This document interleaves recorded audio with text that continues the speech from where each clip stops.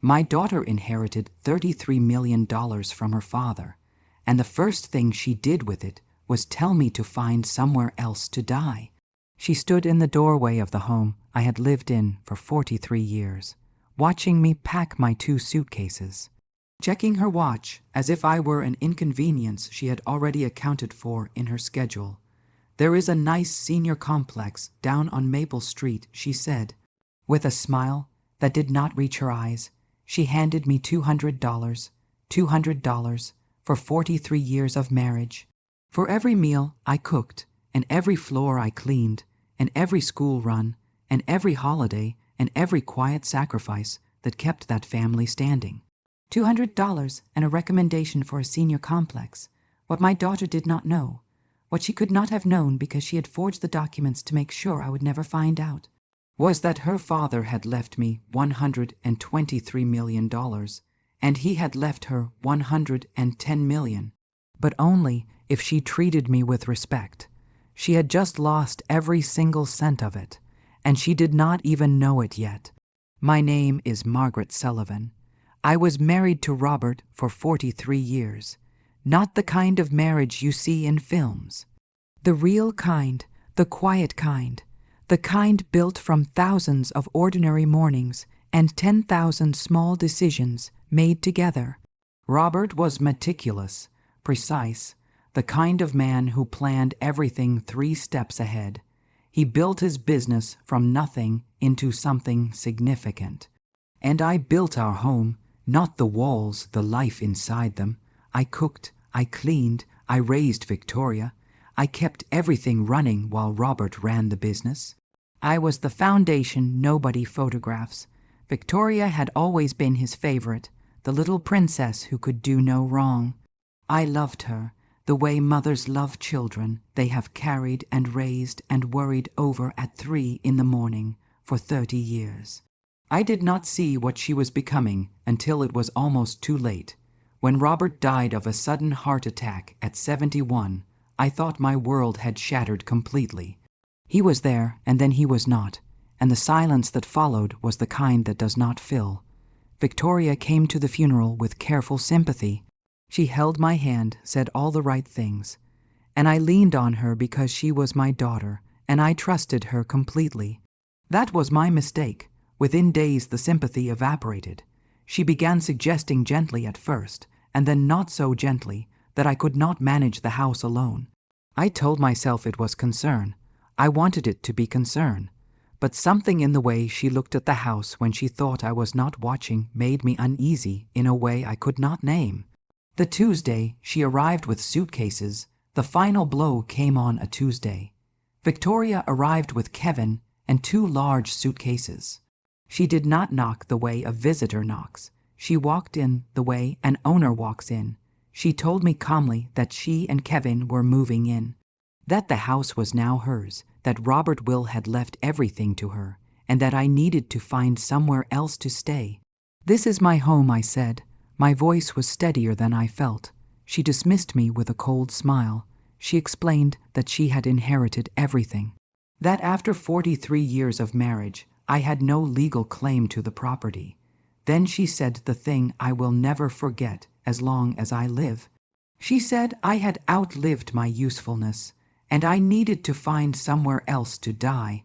I stood in the kitchen of my own home, the kitchen where I had cooked 43 years of meals, where I had helped Victoria with her homework and celebrated her birthdays and held her when her heart was broken for the first time. And I understood that she had not come with suitcases because she was grieving. She had been planning this. I packed everything I owned into 2 suitcases and a small box of memories. Victoria watched from the door. Checking her watch, she handed me $200. "For a few days while you settle in," she said. Like she was tipping a waitress, she drove away with Kevin, and I stood on the pavement outside my own home with 2 suitcases and $200 and 43 years of my life, reduced to something that fit in the boot of a taxi. Something inside me did not give up. Robert had always been meticulous about his affairs. There was no way the man who planned 3 steps ahead had left me with $200 and a recommendation for a senior complex. I called his lawyer the next morning.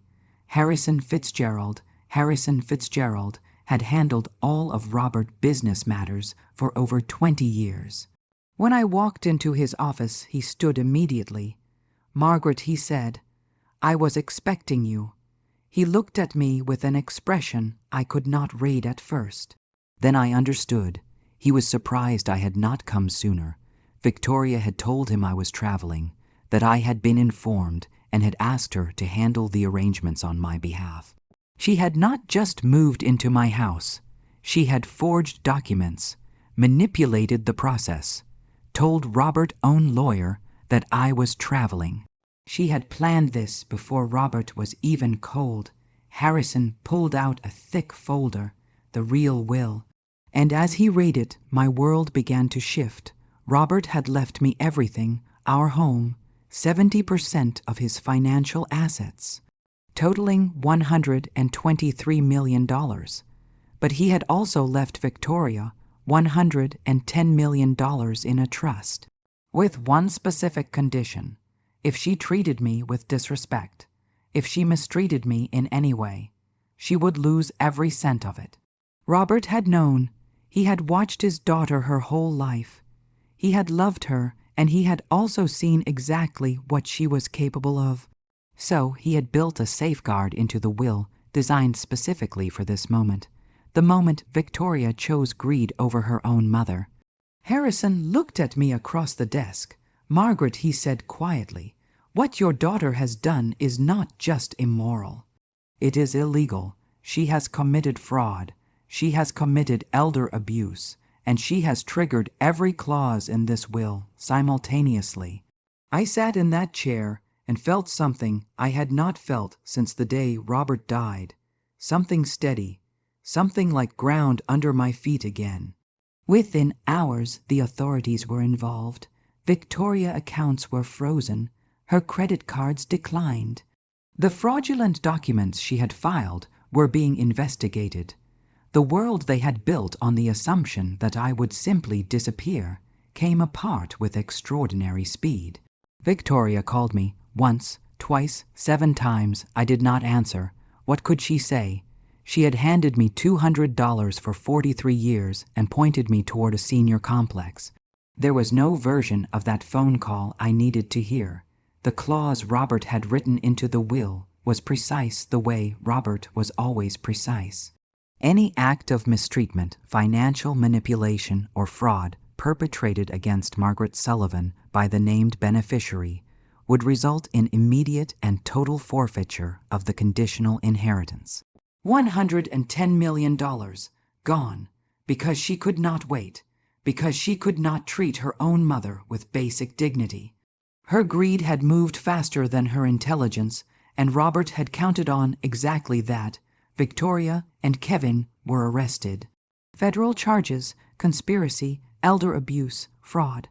The case moved quickly because Harrison had kept meticulous records, and because Robert had been equally meticulous about everything he ever touched. But that was not even the most extraordinary part. The investigation that followed uncovered something none of us had anticipated. Robert's business dealings, which had always appeared pristine, had a shadow side. My husband of 43 years had been involved in financial arrangements with organizations that operated outside the law. The FBI arrived, and what they told me changed everything I thought I knew about the man I had loved. Robert had been working as an informant for years. He had been feeding information to federal investigators about the criminal organizations he had become entangled with. Feeding information while carefully covering his tracks, protecting himself, protecting me. He had kept this double life completely secret, not because he did not trust me, but because he knew that if I knew, I would be in danger. He had carried it alone, and he had designed everything, the will, the safeguards, the clauses, the timing, all of it, to make sure that if anything happened to him, I would be protected.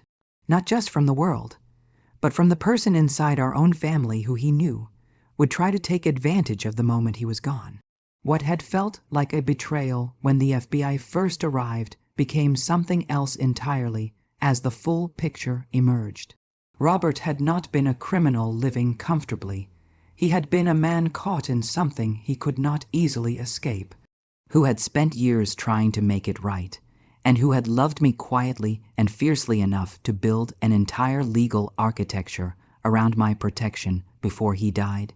I sat with that truth for a long time. It was complicated. It was painful. It was also extraordinary. With the FBI involvement, I gained full control over my inheritance, my home, my life. Victoria and Kevin faced trial. The case was long and exhausting, but the evidence was overwhelming. I took the $33 million Robert had designated specifically for me as a personal inheritance, and I used it to start a foundation for senior citizens facing financial abuse, for older people who had been discarded by their own families, for women who had spent 43 years building a home and found themselves on a pavement with 2 suitcases and $200 and no plan. It became my purpose, the thing I got up for in the morning. The foundation now operates in 7 states. We have helped over 400 families navigate elder abuse cases, and we have a waiting room that is never empty because there are more people in this situation than anyone wants to admit. Months later, Victoria reached out from prison. A letter, 3 pages, what she called an apology. I read it once. Then I put it in a drawer. I did not respond, not because I wanted to punish her, but because I had learned the difference between love and obligation, between family and habit, between forgiveness and foolishness. I forgave her in my own heart. I will not carry that weight. But I will also not open a door she already proved she would walk through with suitcases. Family is not defined by blood. It is defined by respect. And I would no longer allow anyone, regardless of how they were related to me, to take me for granted again. As I look around at the life I have built now, I think about Robert, about the man I knew and the man I did not know, and all the complicated space in between. I think about how the last thing he ever built was something designed entirely to protect me. I think about that on the hard days. And it is enough. It is more than enough. Now I want to hear from you before you go. Drop your city in the comments and tell me which moment made you stop breathing completely. Was it when she handed me $200 after 43 years? Was it when Harrison said the real will left me $123 million? Or was it when I learned what Robert had been carrying alone all those years to keep me safe? I read every single comment and I want to know your answer. If this story gave you something today, please hit the like button right now. It takes 1 second and it helps more people find stories like this one. Subscribe to Jennifer's Story for new episodes every week. And the next story already waiting on your screen right now is about a woman who discovered her husband had been keeping something hidden in the house for 11 years. What was inside? It will leave you completely unable to breathe. Stay right there. You need to hear it.